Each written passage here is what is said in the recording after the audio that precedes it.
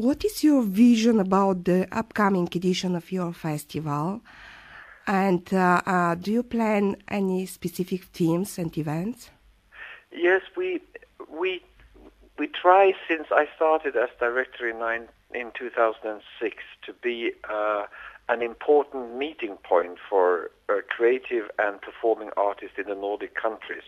We call our festival Nordic Impulses, and it is our idea to gather some of the very most interesting artists here in Bergen, give them good opportunities to perform new pieces. We want to be innovative. We want to create possibilities to develop different projects in theater and music. So I think we want to be a meeting point, and we want to have a profile which separates or which makes us more special in the total European festival landscape. Will you please highlight some of the composers' works and performance this year? And it will be very interesting for our audience to know if you ever featured any Bulgarian performers or works in your festival. Yes, I'm afraid I don't really think that we have Bulgarian performance in this year's festival. We work, of course, with musicians and people from all over the world, but we haven't invited a specific orchestra or a group from Bulgaria. As I said, we try to be a meeting point of artists in this region. But of course, we also go international. This year, for instance, we have a project together with a famous American composer, Philip Glass. It will be performed by the Bergen Philharmonic Orchestra. It is a concert version of his music for the film Koyanis Katsi, which will open the festival. It's a huge project which involves chorus and soloist and the symphony orchestra, and we will show the film on a widescreen at the same time. We will also this year perform a new production of an opera by a Norwegian composer who is called Edvard Fleiflet Brein. He is not very famous abroad, but I think he has written probably the most interesting and best opera in Norway after the Second World War. It was first performed in the 70s, and it is about the burning, the processes against the witches in the 15th century. And the plot takes place here in Bergen, and we play it outdoor, so to speak, on the historical site. And there are so many other projects I would like to propose, but that I would just go on for hours, I'm afraid. By the way, it is not included in the questions, but do you have a practice to commission any works? Yes, we do commission every year Norwegian and also international composer.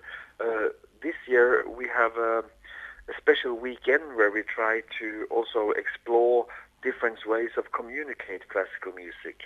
And in the theater field, we have commissioned a new piece together with the Betty Nansen Theatre in Copenhagen, directed by the Catalan director Calixto Vieto. We will make a new creation, a new piece, slightly based on the different stages in the Bach's Matthew Passion, but it will be a modern history about suffering, about the passion of today. Would you please describe your audience? We know a little bit about our audience. We know that most of them are female, approximately 60-65%. They are an average age of 50 years old, which is pretty much an average of the population, the grown-up population. So we also have quite a few of young audiences. We are very happy to also see an increasing number of students at our shows. We know that our audience is, like most consumers of art, people with a rather high education. 65% of our audience comes from Bergen and its surroundings, and the rest comes from other parts of Norway, and a small also amount of international audience. How do you collaborate with the media? Do you record and produce the festival performances? Not very much. We do from time to time, more on a bilateral level, but I think that it is important that each festival, anyway for us it is important that our festival gets its own identity and its own profile, and I think it is, I'm not so much in favor of the big international co-productions where one production tours or go on a tour from place to place. Then most of the festival becomes very similar, and I think it is the special identity of this city with the people working here that creates a special atmosphere and is our ideal for a festival. You have answered to the next question, I think. So how do you collaborate with other festivals or with this co-production?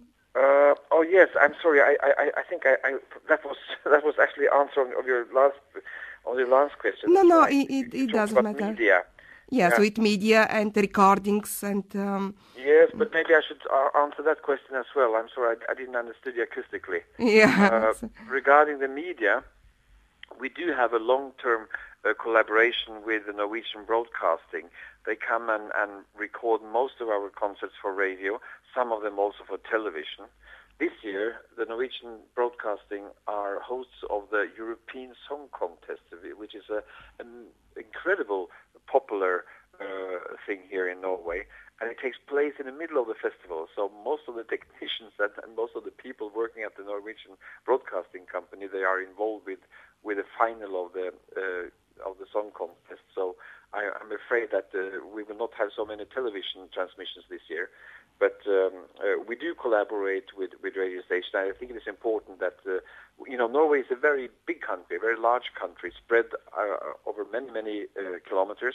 So it is important for us also that the people living far up in the north have a possibility to take place and to participate in the festival.